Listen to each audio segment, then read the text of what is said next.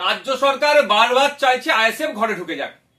সেই জন্য আজকে কলকাতা হাইকোর্টে রাজ্য সরকারের পক্ষ থেকে অ্যাডভোকেট জেনারেল বারবার বলছিলেন যে ফাউন্ডেশন ডে তথা অধিকার দিবসটা যেন ইনডোরে হোক, যে কোনো ইনডোর চাইলে সেখানে দিয়ে দেবে। আরে ভাই, আমরা মানুষের অধিকার নিয়ে অধিকার সমাবেশ করছি। কিসের অধিকার? যেভাবে কেন্দ্র সরকার কালা বিল অ্যামেন্ডমেন্ট আছে, ওয়াকফ সম্পত্তি দখল করে নেওয়ার চেষ্টা করছে, কেন্দ্র সরকারের এই অ্যামেন্ডমেন্টের বিরুদ্ধে আমরা অধিকার সমাবেশ করছি। আদিবাসীদের জল জমি জঙ্গলের স্বাভাবিক অধিকার কেড়ে নেওয়ার চেষ্টা করছে কেন্দ্র সরকার, তার বিরুদ্ধে বলছি আমরা। নিত্য প্রয়োজনীয় জিনিসের দাম বেড়ে যাচ্ছে, সেইগুলোকে কমানোর কথার জন্য অধিকার সমাবেশ ছিল। জাতভিত্তিক জনগণনার জন্য অধিকার সমাবেশ ছিল।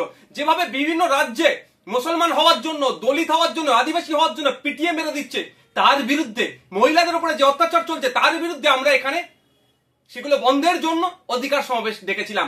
আমাদের বাড়ির মেয়ে তিলোত্তমার সাথে যেভাবে অন্যায় হলো, তার প্রকৃত যারা এর সাথে যুক্ত প্রত্যেকের সর্বোচ্চ শাস্তির জন্য আমরা অধিকার সমাবেশ ডেকেছি। আমরা মাদ্রাসা সহ শিক্ষা প্রতিষ্ঠানে শিক্ষক নাই, শিক্ষক শূন্য অবস্থা শিক্ষা প্রতিষ্ঠানগুলো চলছে, ফলে বুনিয়াদী শিক্ষা ধ্বংস হয়ে যাচ্ছে। শিক্ষক নিয়োগের জন্য অধিকার সমাবেশ ডেকেছি। এতে রাজ্য সরকারের কষ্ট হচ্ছে, ব্যথা উঠছে, সেই জন্য বারবার চেষ্টা করছে আমাদেরকে ঘরের মধ্যে ঢুকিয়ে দেওয়ার জন্য। আজকে কলকাতা হাইকোর্টে আমাদের পক্ষ থেকে যিনি আইনজীবী ছিলেন শামীম ফিরদৌস সাহেব সম্মানীয় বিচারপতিকে এই বিষয়গুলো তুলে ধরেছেন, এবং বিচারপতির আমাদের পক্ষেই আমি মনে করছি রায় এসেছে। রাজ্য সরকারের মুখ পুড়েছে, এদিকে দিয়ে আমাদের সমাবেশকে আটকাতে পারলো না।